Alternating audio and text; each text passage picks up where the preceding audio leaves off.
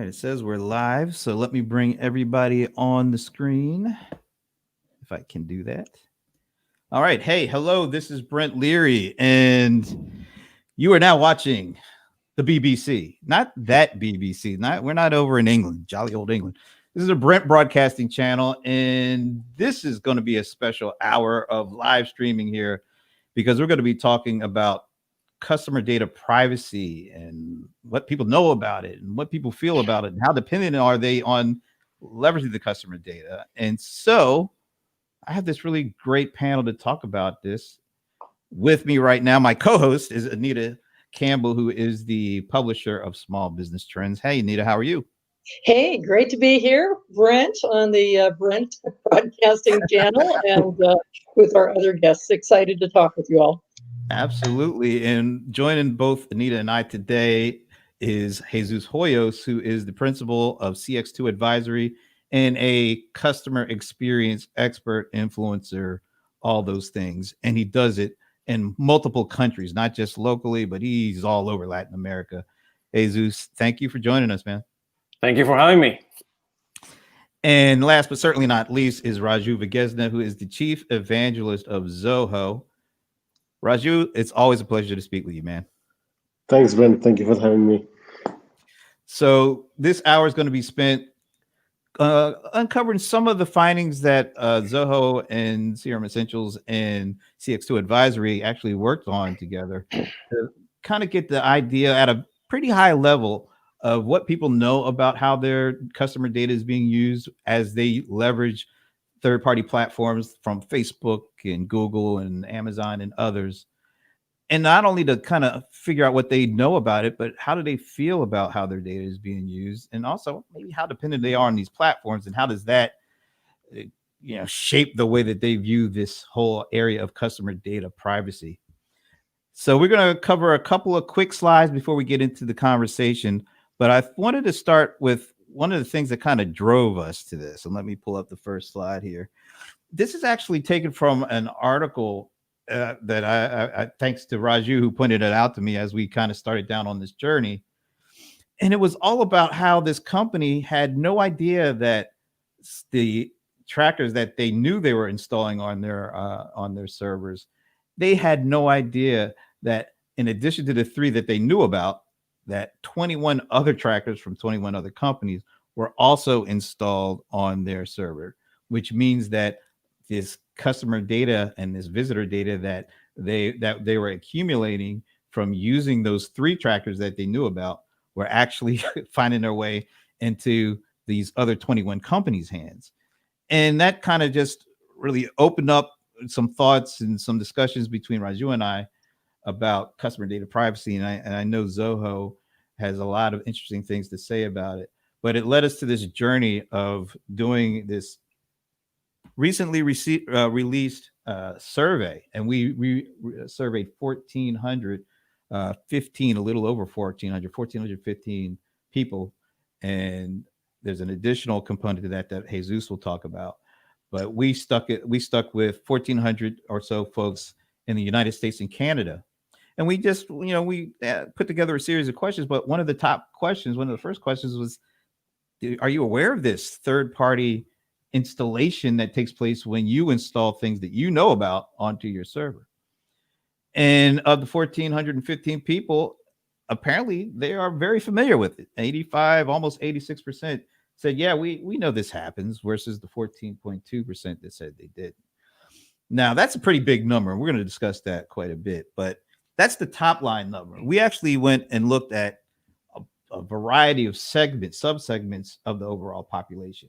Looking at just the U.S. respondents, looking at the Canadian respondents, looking at folks that said that they, B2B versus B2C. So if you just take a glance at this particular slide, you'll see the average was about 6. And that's where that first one, that Gen Pop, that's the general population of the 1,400 or so folks who took it. And then I, put a line there so you can see, the whole average across all those segments. And as you can see, when you break down the segments, knowledge is all over the place. I mean, there are some of these categories. And if you look, the one that says PFR, that's primary factor in their meeting their sales objectives. That was a segment of folks, and that came out to about 100 and maybe I think 203 folks that fit that category. But if you look at that group on its own, it is way above. They are more than twice as likely to say, yeah, we know about this stuff than the general population. Now, but if you look at the folks who use these marketing campaign platforms, about 10% of their budget goes to that.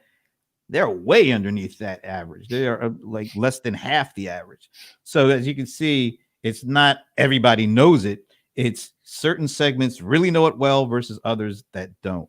So we're going to set the stage for that. And then I really was interested in the folks. We asked a question about, would you communicate your knowledge of tracking to your customers?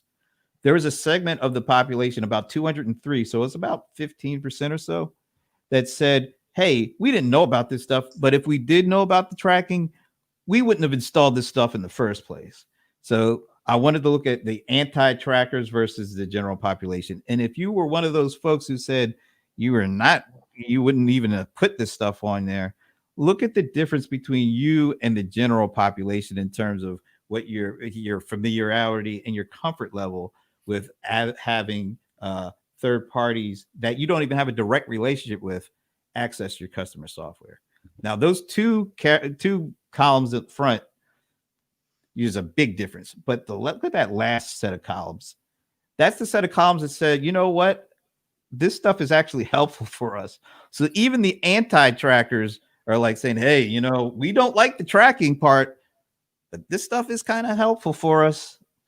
And that poses some questions we're going to get into, but I want to turn it over to Jesus, because you track this from the folks over in Latin America. So why don't you walk us through some of your findings? Yeah, so what we did is, we took the same survey and we translated and we did, Mexico, Colombia, Argentina, 1,000 responses. But at the same time, we added a few questions, to make sure that will appeal to the audience in Latin America. And one of the key things that we found over here, very similar with what you have, Brent, is that we know that we're using all these tracking tags and pixels and everything in there, okay? But and we also find out, understand that we're making money, it produces revenue, but they believe that in order to do that, they are providing trust. Okay, but when you slice it and you do the drill down and you look at the CXO and the VP say, no, we're not using it to build trust. We're using it to sell, because we want to provide better pricing, So it's very similar to what you have, from that point of view. And the same thing, the anti-trackers, I think they're anti-trackers, but they really don't know why, they don't understand that.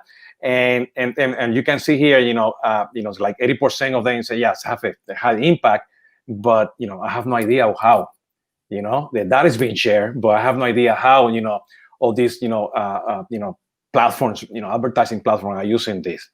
But this is very interesting because, they say, we do understand that we're using this technology and we have, privacy rules and some sort of governance, for the lack of a better word. But at the moment I say, wait, how do you do your e-commerce with your privacy? And they say, oh yeah, we're okay with that. So who has the owner? Who's the owner of that? There's no owner. There's a piece is done by digital marketing, a piece is done by legal, a piece is done by IT, but there's no governance. And this is very interesting because when they say, we do have privacy, but we don't know how we're managing the trackers. If you can see here, when you do e-commerce, 1/3 is with marketplaces like Mercado Libre or Amazon. Then 1/3 is with their own platform, or they do outsourcing. But when you do outsourcing or you use, a third-party platform, or you go Mercado Libre or Amazon, they own the data as well. You have to share that data, so you don't have control over that. It's more tracking codes that you have to, when you install the pixels and the tags, they go everywhere. So at the very end, what we see here is that very similar to your findings is it's really important, to get that data. Some of them are sharing the data, but they don't know how and why.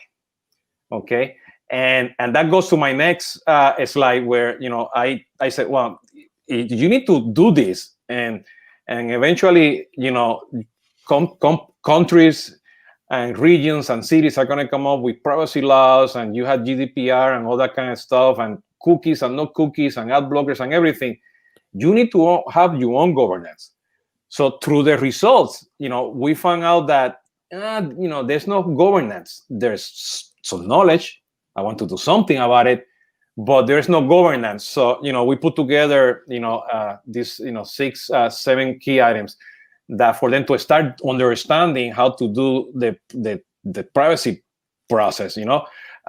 Because it's comparing the data from Latin America and from what you did, Brent, is very similar.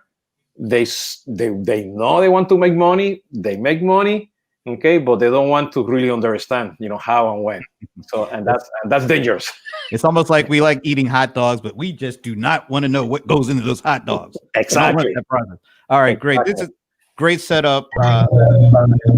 Whoa, there's a little bit of a sound there. We'll work on that. I think, Anita, I'm going to put you on mute, I think.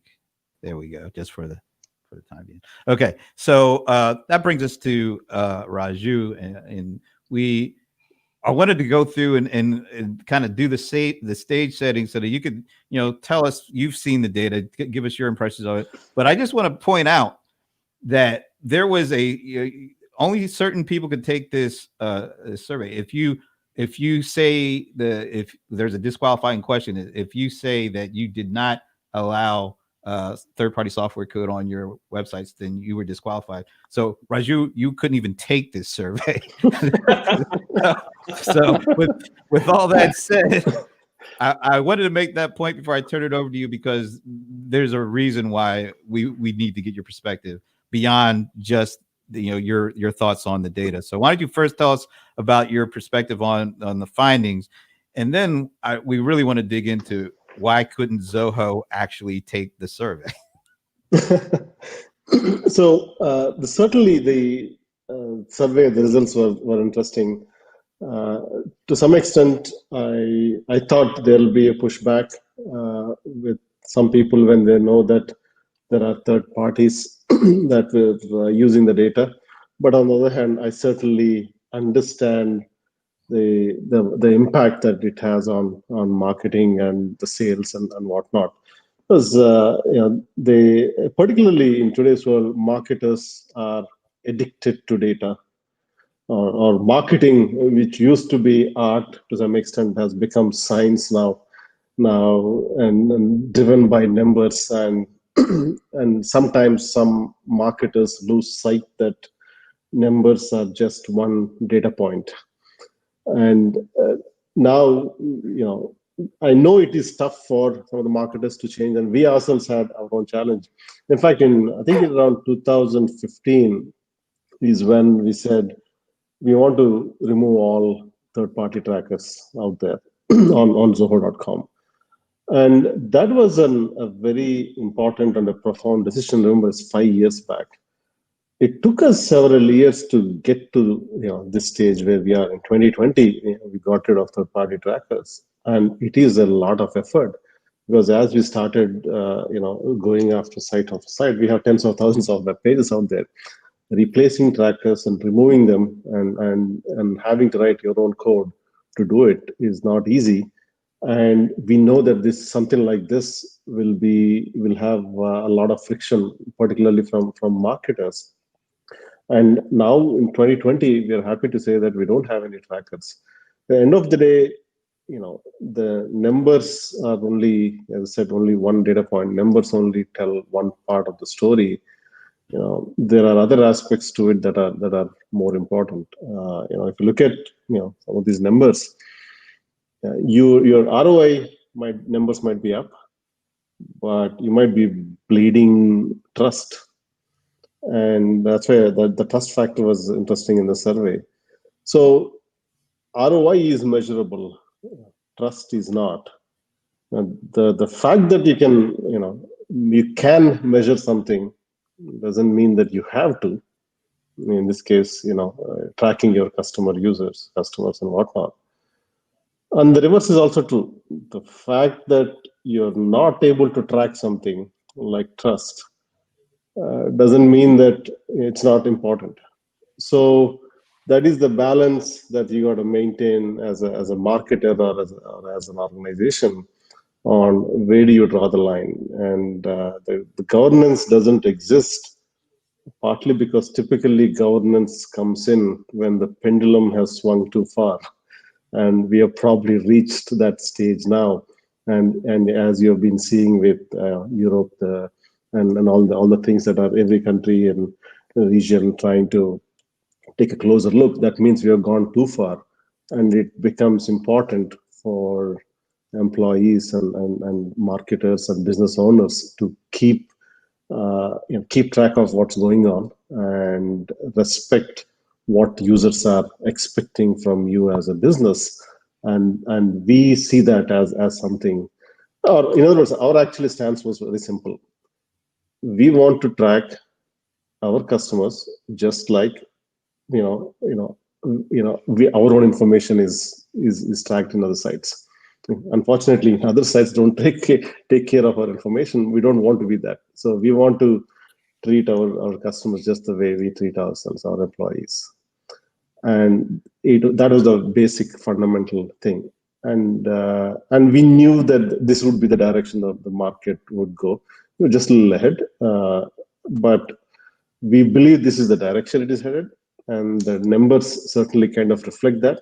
Over a period of time, as we move forward, I think the awareness will kick in, because currently privacy probably is considered a luxury. Eventually, it will become a commodity or necessity for every business to protect their customers' information.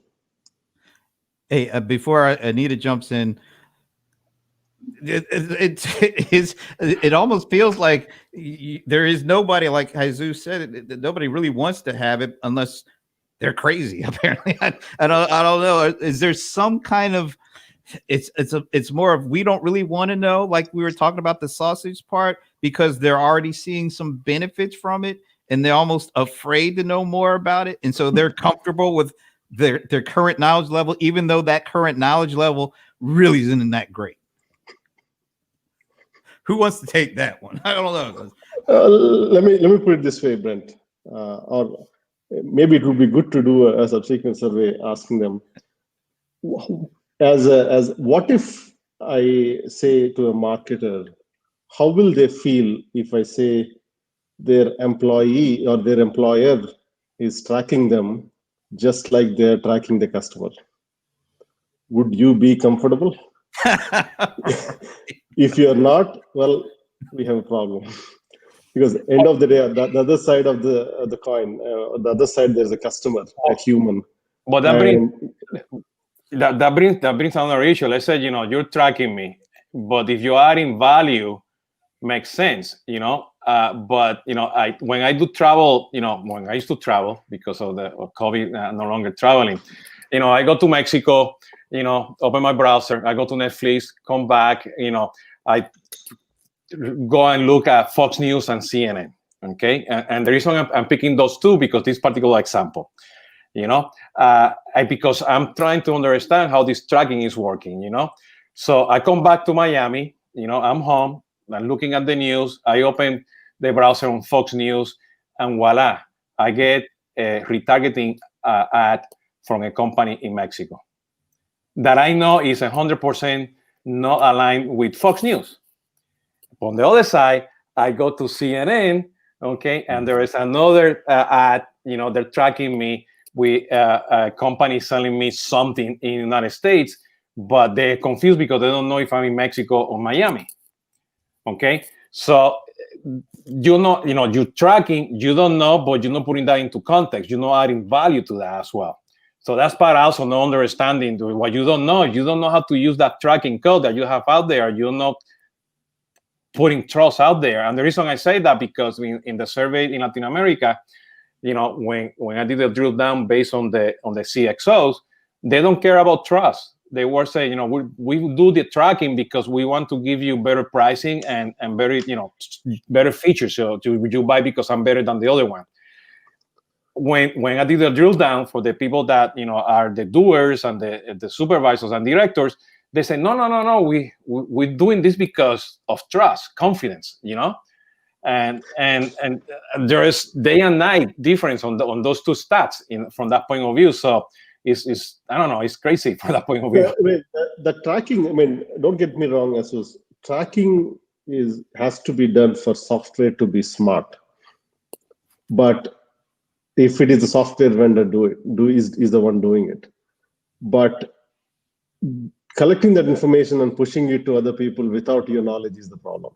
For example, if I walk into a store, and when a salesperson comes in to assist me, you know, I appreciate it because I know the type I'm looking for, maybe the price range I'm looking for, and then I finish a transaction and maybe use a card and then check out. That's a good experience. But an online experience is they have all that information. Apart from the store itself, third parties know the price range I'm looking for, which items I'm looking for, which credit card I've used, how much I've spent, and all of this, every item I've visited in an online experience, where it's not just the tracking is not restricted to the store to provide me a better experience. It is actually broadcasted to multiple third parties without even me knowing it. To bring back, you know, Brent's first slide, that is the problem. Tracking is important for improving the service, and for software to be smart, you know, you need to track your users. But you cannot, along with you, if you have 10 other cameras tracking the user without informing the user, therein lies the problem. Yeah, and in Latin America, 80% of the people that responded they share all the data. They don't know why, but they share all the data. Anita, you had the next question, right? Well, yeah, so this is fascinating data, and I'm just wondering, to what degree did any of the survey data show that there's any indication that users change their behavior based on data privacy? We know it's a concern. We know there's a deplorable state of probably knowledge about, you know, data privacy, but is anybody actually changing their, you know, their position and making choices to buy or not to buy from a customer perspective? So I'll go on mute. I know I've got a sound issue here. From the LATAM perspective, I did not see that, Anita. However, what I saw in there is that people are trying to go and use different channels, especially from the commerce side, to see if they can change the behavior or understand the behavior, because no, it was very evenly. You know, the commerce strategy was between, you know, marketplaces, their own platform, and third party outsourcing. So nobody's betting in one platform. And my guess here is that they're trying to understand those behaviors, because we as customers have choices. So and the way I think is, you know, we know that we go to Amazon to do a search, we find the product, we look at the pricing, and then we look elsewhere, you know. Or if I go to some sort of Shopify, if I look in there. So what I was gathering from that, at least from the Latin America perspective, is that people are using different technologies to understand the behaviors, and combining that with the tracking code as well. I'll jump in and just let me see. Can I bring this up again? Let's see. Oops, didn't mean to do that. There we go. So I'm going to speak kind of at a high level, not going to too detailed, because there's a lot of data here, and there's a lot of ways you can go with it. So I'm going to say, on average, if you look at this particular slide and just look at that red line going through, these are the different segments. The first one is the general population. That's the whole 1,415 folks. So just kind of use that as a baseline. Now, the folks who understood less and who were less comfortable with how their data was being used, and were more likely to say the vendor didn't do a great job of explaining how their data is used, those are the folks who were very much more conservative, who didn't put all their eggs in the basket of using it. They were ranked their comfort levels on a scale of 1 to 5 way lower than the folks who are all out there saying they know it, and they are a primary factor of getting their sales objectives met by using these services. So there's a bit of a correlation, it seems like, to folks who say, hey, this stuff is a primary reason why we're meeting our sales objectives. So we're pretty much all in. And so I don't know if that shapes their comfort level, because I couldn't say it's a causal relationship, but that you can see the folks who are saying, hey, this is a primary way that we're meeting our sales goals. They are putting more of their marketing budgets on these platforms. They are way more comfortable using these platforms. They are way more likely to say, oh, these platforms, I'm okay with how they use our data. I'm okay. I'm more okay with my customer data leaking out to third parties who also get their stuff installed. I'm okay with it. That's that's the top line view. Now, is the reason they're okay with it because they're seeing that return? Maybe. There may be some kind of a causal relationship. We didn't get that far into it, but it is kind of interesting. The folks, and even look at the B2B versus B2C. Look how different. Well, actually, Brent, in the Latin America, that was very average, around 6, on that response. But it was B2C, it was way up there. Really? Very high, yeah. And when I did that cross analysis again with the VPs and the CXOs, Google AdWords and pricing and performance, the more you will go down into the regular guys who are doing this every day, it was more Facebook, from that point of view. This is great. And unfortunately, there's a person that goes by LinkedIn user who I think I know who that is. I just can't tell. We're not seeing who he is. I think it's Esteban Colson, but we're not seeing his comments. All I'm seeing is a ... thing. So I don't know what you're saying, man, but keep trying, because definitely like hearing your voice in here. All right, I have a question. Let me get back to the big screen here. I have a question. Somebody asked me, because I was talking about this data, like, hey, is there some possibility that it's the companies are taking their cues from the customers? Maybe it's the customers aren't pushing them to be more careful with their data, and so the companies aren't even, they're like, well, if they're not asking us for it, why do we need to care about it? Raju, have you heard that kind of line of thought, and what do you think about that line of thought? Yeah, it's like a cocaine dealer is not gonna say, customers are demand. There's a demand from the customer, so why are you worrying about it? So that's another way to look at it. But anyway, that aside, I think the customer awareness doesn't exist, and we are still in the first innings of customer awareness when it comes to privacy, and we are just getting started. And over a period of time, maybe it'll take a few years, hopefully not a decade, people will realize that they were paying with the data. They think they are getting for free, but that shift of thinking about getting something for free is going to shift to paying with the data, because that association, the data equals money, is not completely made. So because they are not paying money doesn't mean that they're not paying. So just that association between the data and money will be made over a period of time. It's part of the education thing. And I think over a period of time that shift will happen. And when that happens, then there will be people questioning about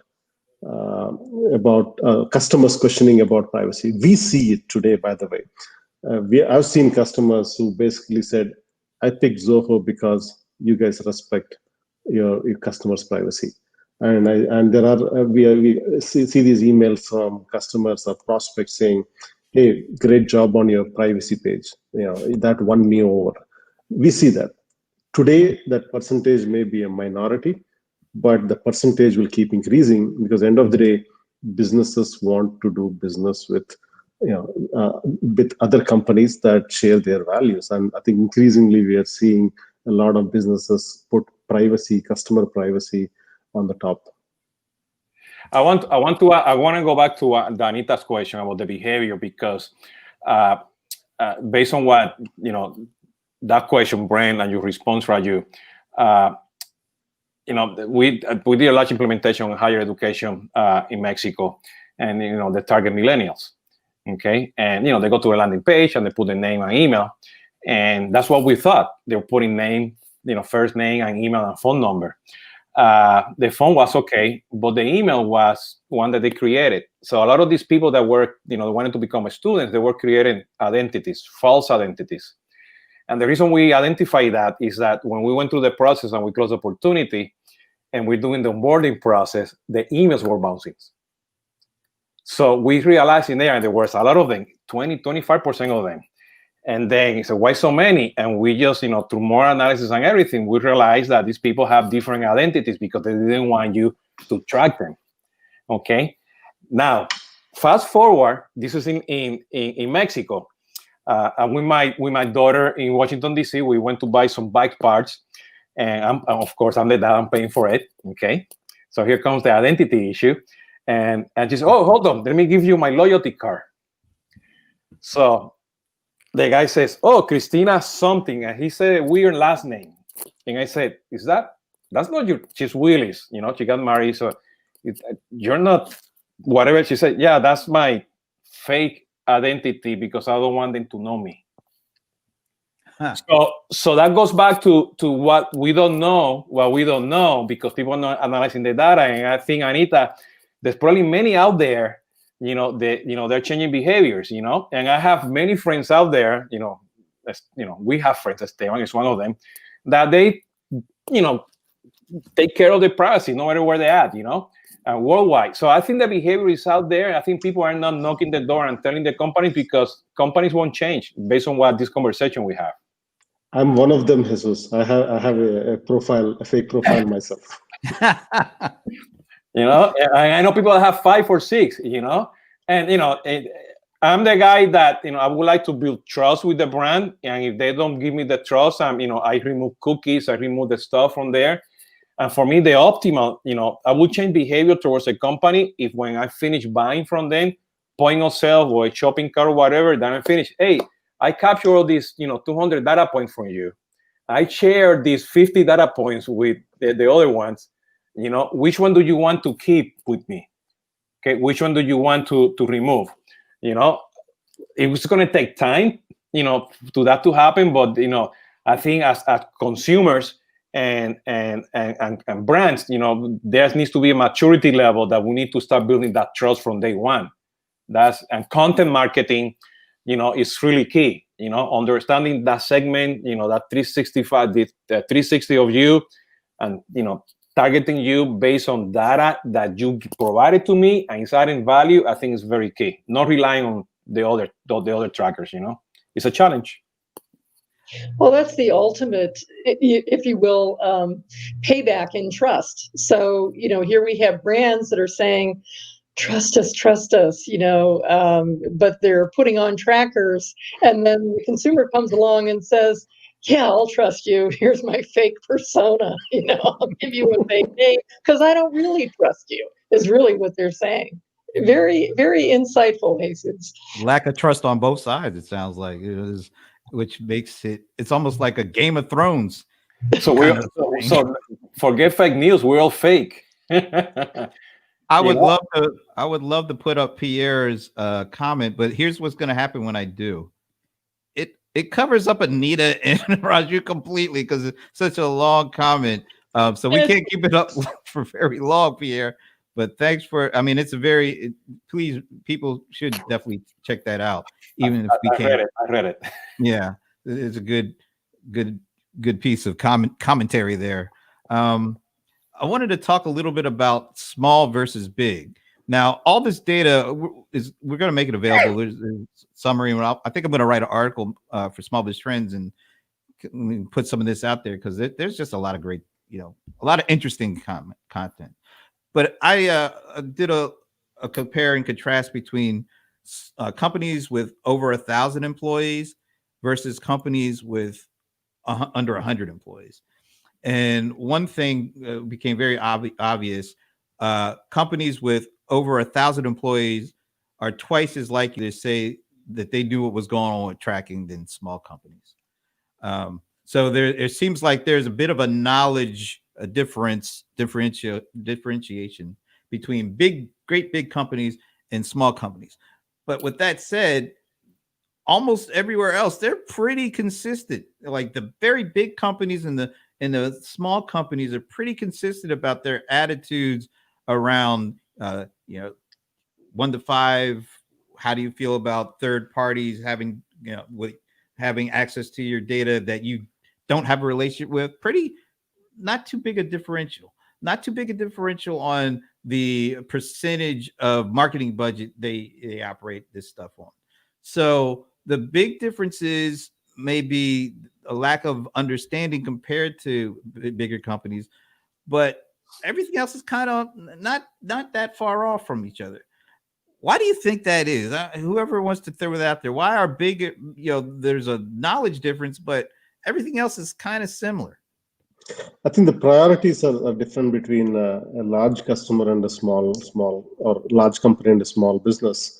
Because for a small business, the priority is putting food on the table. Privacy is considered a luxury item. And when putting food on the table is the priority, luxury item is pushed aside. Once things settle down, once the business starts doing well, now they can take care of all the important ones. And so I think that probably is the key reason where you see the difference between a small to large business. Follow-up there. Okay, go ahead, Jesus. Go ahead. No, in Latin America was very even, but for if you're a small business in Latin America, even though you have to put food on the table, I still, they need to start thinking about how to do privacy, because a lot of this, this happened to me in Puerto Rico last Christmas.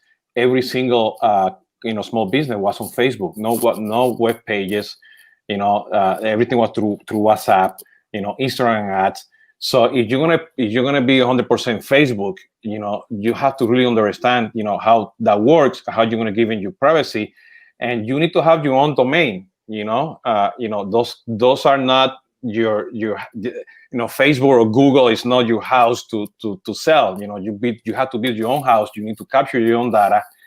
So if you're a small business, you need to go out. Don't rely on Facebook because you have to put money on your table. You have to think out of the box, from that point of view. But at the same time, it doesn't matter if you're a small business or enterprise, whatever, MarTech, AdTech, or CR vendor you use, you need to sit down and talk to them to see how they use all this, And I'm very sure, Zoho already started this process, but you have to think about that as well. So that's part, you need somebody need to do the first step, facilitate the process to understand how to start understanding all this data privacy. Can I pop up this comment? At least we still see Anita and Raju's top half of their faces from Sean Hessinger over at Small Business Trends. For small businesses, it is challenging. I'm not sure they are addicted to data so much as the fact that they cannot afford to ignore the data available to level the playing field with larger businesses. Do we have to teach them about, just how important this data is and get them addicted to it? Addicted is one, but they also don't have the resources. Okay. Take as a company, we ourselves, to replace Google Analytics, we had to create our own tool. How many businesses will have the resources to create their own analytics system? Like there are a lot of trackers like that.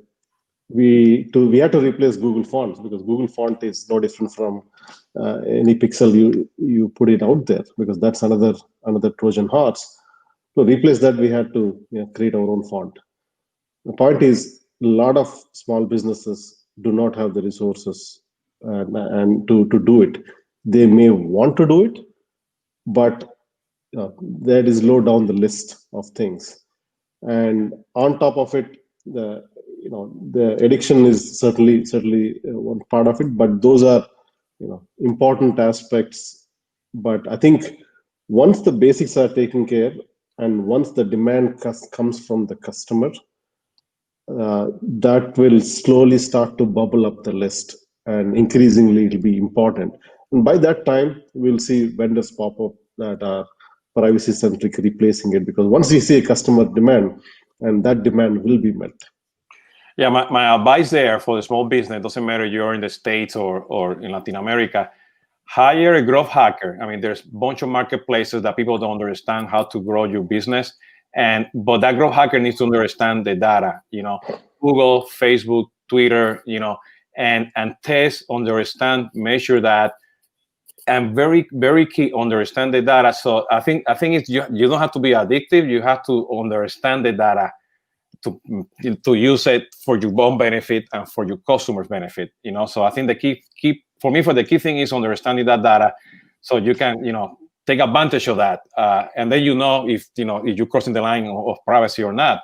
But bring some. I mean, there's a bunch of Fiverr is one of them that you can find all those worldwide people that understand data and tracking, and that will be a good starting point for a lot of the small businesses.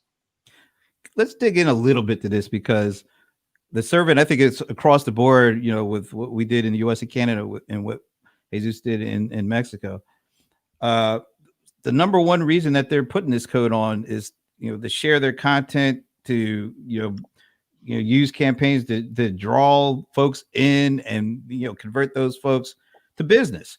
So they are using these things, even the ones who said that they, were kind of reticent to do certain things or have a comfort level that's lower than the average. They're still out there using this stuff, and it's mainly because it's pretty low cost to use these things, instead of buying TV spots or something like that to draw business. How do you position this whole discussion on data privacy when, as you said, a lot of these folks are using the things that are leaking the most?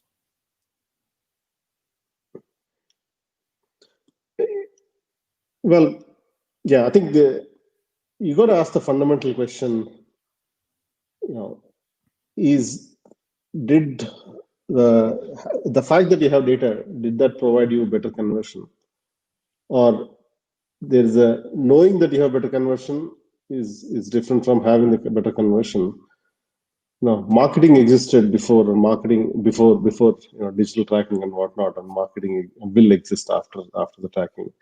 And now we are empowered with data, and there's a lot of emphasis on knowing that information, where data officers or whatever you call it have taken that shape.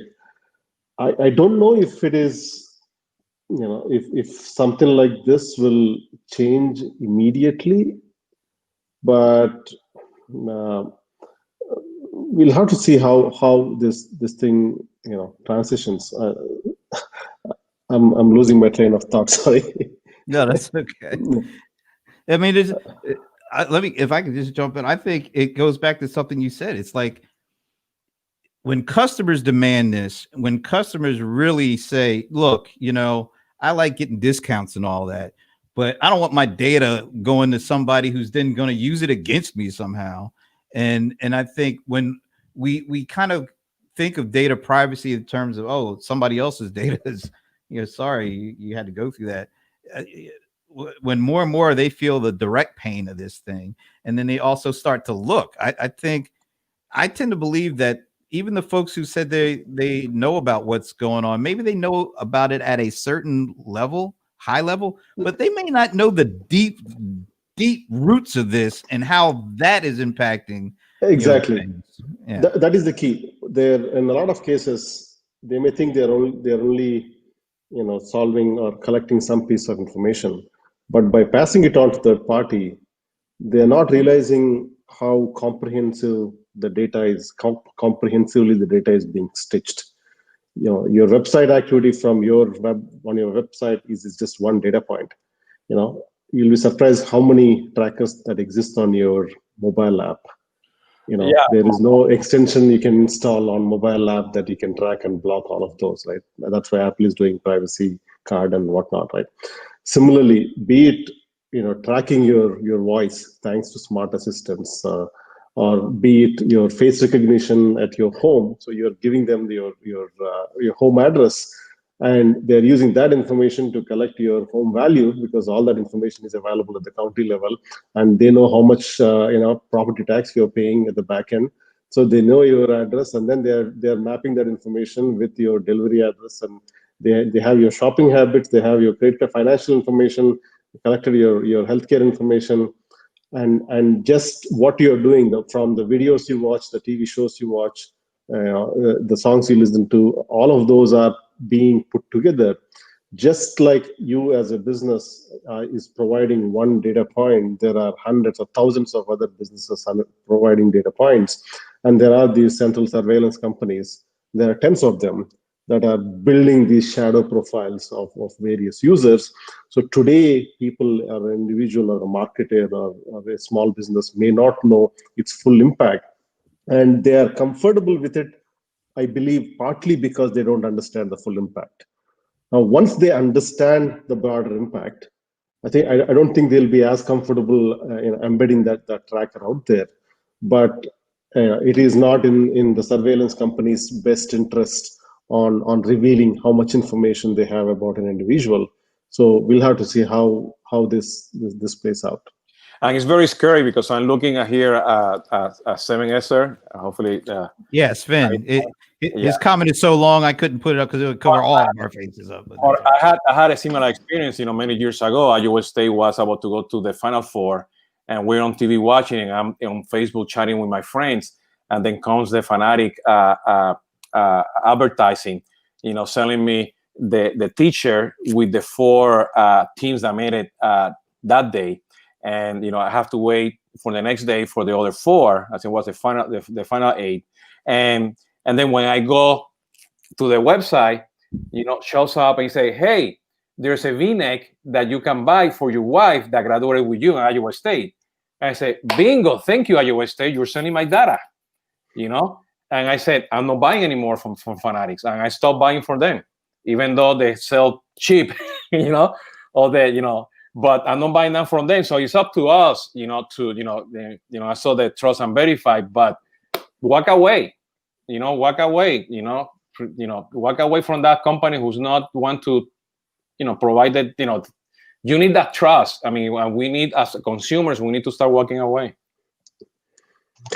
This is in a different context. We talk about business applications and how business applications are siloed, and all the data has to be pulled together, your marketing data, sales data, finance data, and all of that. And that's what Zoho we do, and Oracle, Salesforce, Microsoft, everyone does that.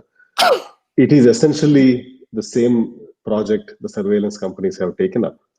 This is customer information in multiple pockets, and they are the ones aggregating everything. So the same concept can be used in both ways, for the improvement of the business, or in this case, doing shadow profiles and selling it to their customers. And in this case, the customers are advertisers. So conceptually, they both are the same. But we have these surveillance companies with massive data platforms pulling all that information and doing these analysis, like the example Sven was commenting about. Some of these are very scary, and I don't think we have seen many of these yet. We'll see a lot more of these crazier things. Yeah, for me, the takeaway, doesn't matter you're a small business, it doesn't matter the country you are or you're a big company. You need to start facilitating this process internally. You need to have this conversation that we're having today internally and understand what that means. Do your own survey with your own customers. Understand the data. So, because going back to the conversion, I think you can get a lot more by understanding your own data versus trying to rely on the other one. And going back to Alan's points of view here, the data is often isolated.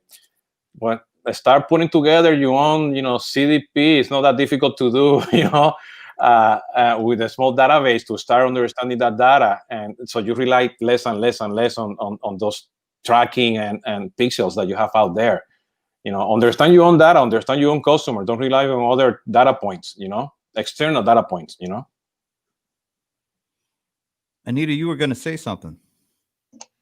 Yeah, so, my question for the panelists is, do you think companies rely too much? Do they over-rely on tracking just because it's possible? We tend to get enthused about tools, oh, isn't that great? It can do this, it can tell me that. But, maybe we're really missing the point of some of this too, that maybe there are other ways to be attracting customers and retaining customers and building on your existing customers as opposed to all this online tracking.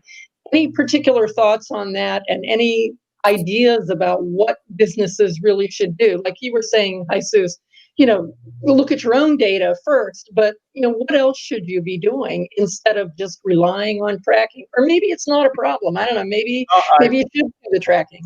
I agree with you, and I think there's too much focus in customer acquisition in new business, and then on the one end, and then at the very end, we're focusing in customer retention. But if you do a good customer relationship cycle, that you acquire the customer, you maintain the customer, you maintain the expectation, you do upselling, cross-selling, referrals, you create loyalty with your own data. You don't have to rely so much in new business, and you don't have to rely on retention, because if you do everything by the book, you don't have to retain, you don't have to focus on churn. So for me, looking at your data, and there's so much focus on renewals, so much focus on new business, that we lose the fact that, hey, they're already customers. Let's focus on them. Let's find people like them based on your own data. And that's probably what we need to learn from this. Focus more in the relationship cycle, the customer life cycle of the customer, so much just on new business. Well, that's a very, very good and excellent point, Anita. I think what I have observed is when there is no philosophical direction, people end up relying on metrics. When sometimes you just have to go with your gut and do it. We did not rely on, like as Zoho, we did not rely on metrics and how much trust we will build before we removed all the trackers. There was no data, because numbers tend to be lagging indicators in a lot of these. You have to go with your gut. So it becomes a philosophical stance at some point. When there is no philosophical direction, companies end up relying on numbers. And we see this today in the industry. Companies' success is measured by their market cap and revenue. That means, I would say, they don't have the philosophical direction. That is the reason you take numbers as a metrics of success, because there are other metrics of success. Are your customers happy? Are your employees happy? Are you becoming an asset to the community and the city that you're part of, instead of becoming a liability? And if that is your success metric, which cannot be measured, then you can go and say, this is what success means. So that is a philosophical approach to this.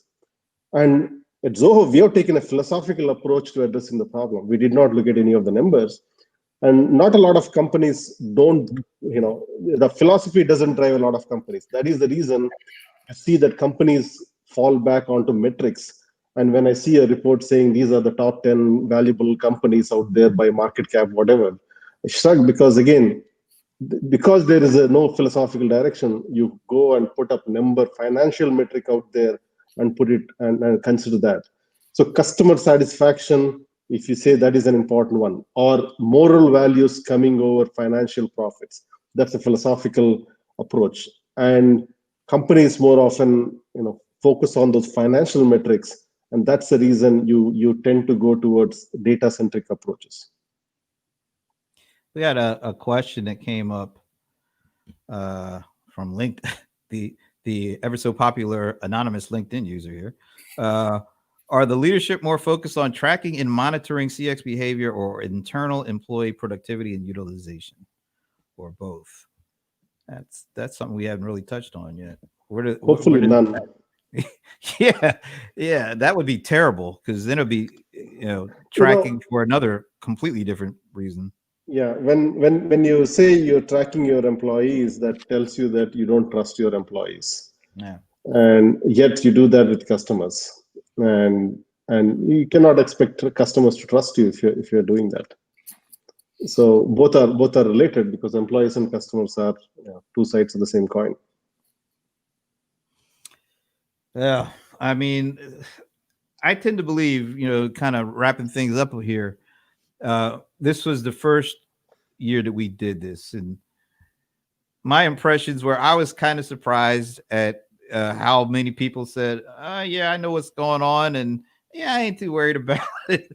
But I think one of the things that we seem to have touched on is that's maybe the thought process coming from a they don't know what they don't know kind of thing.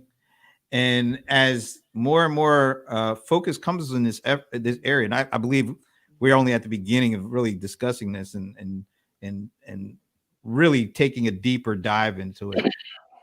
The more that these kinds of discussions and these kinds of focuses on this area take place, the more these numbers are going to come down. The more people are going to say, yeah, I know. I think I have a little better thing of understanding, but maybe I don't feel as comfortable with this as I thought. And then that sets the stage for a kind of a big dilemma, because there are companies who said I'm not comfortable versus companies that said we're very comfortable. They all seem to be very to a certain extent dependent. I think is 80% of the general population said that using these tools and services at least has been very helpful for meeting our goals, our sales goals. And I think 30% of that 80 were saying, hey, this is a primary reason why we're meeting our goals. So there's going to be this ongoing struggle, as the more that they learn about what's happening and maybe the less comfortable they get with it, is that less comfort feeling on that end enough to kind of match the comfort of seeing sales numbers come out of that? It seems like we're going to be seeing like a clash of the titans here between what we think is right and how we're able to use this stuff to make some money. Yeah, I think if with COVID and everything else that is happening out there, you want to humanize the relationship, do CX, you need to start tracking me. And you have to think out of the box to see how you're going to track me with content, with value, with trust, and that's a challenge. And I think companies, we say, yeah, well, let's humanize. And then, when I go to a particular website, there's ads from you everywhere. And I just leave me alone. I go to Instagram, more ads. I go to the other website, more ads. You're not humanizing the relationship. You're just stalking me. You're following me. It's like going to the store and you get that guy following you. I want to sell you these tennis shoes and the t-shirt. How can I help you? How can I help you? And that has to change. And Raju, I mean, I think you're to the point. Company needs to, you focusing on selling every quarter. Put that pressure on using all this stuff. And again, it doesn't matter, if you're a private or public company. The numbers are at the very end are going to hurt the relationship with your customers. You know what? We had one more question, and I can't ignore this because it's from Hey, Andy, who is very instrumental in putting this all together. So one last question. When do you guys see the numbers will flip? That there will be more who care and reframe than those who don't? 5 years, 10 years? That's a great question. Great question. So, Jesus, why don't you take that first? Wow. I don't know. I think it's going to be continuous. I think it's, I don't know if it's going to be 5 or 10 years, but, I think we're going to have ups and downs depending on what the market drives out there. I think as more companies become more social responsible, I think that's going to take time. I don't know. I mean, it's going to take time, but I think company needs to change that cultural chip in order to happen, and that would take longer. that would take a lot longer. Raju? I think we are already seeing, getting a sense of the trend here. Now, we used to say monitoring customer information. That has evolved into tracking customer information. Now we have gotten into surveilling customers. You already see the direction this is headed. And I think hopefully in the short term, given the abuse, widespread abuse, we will probably see some significant changes in less than 5 years. I'm more optimistic on that front. Wow, Anita, we're at the top of the hour, so maybe your question will wrap it up for us. Absolutely. So this has been a fascinating discussion, just great. And so I have a question, and it's actually for all three of you, including you, Brent. So I wonder if each of you could just give us one, maybe two key takeaways that you got from either the data or your own experience, or just from our discussion today. What are the tips that small business people or people working in a business of any size really should take away from this discussion? I'm going to go last, so then I can wrap it up after I do it. So, okay, I can go here. Because there is a lot of data about numbers, a lot of data about tracking, a lot of discussion going around that. Now, I would keep it very simple. In other words, treat your customers just like you want to be treated. That's it. Everything else falls behind that. And the same thing, between how you treat an employee, how you treat a customer. If it is treated the same way, then you know where numbers fall in that broader equation.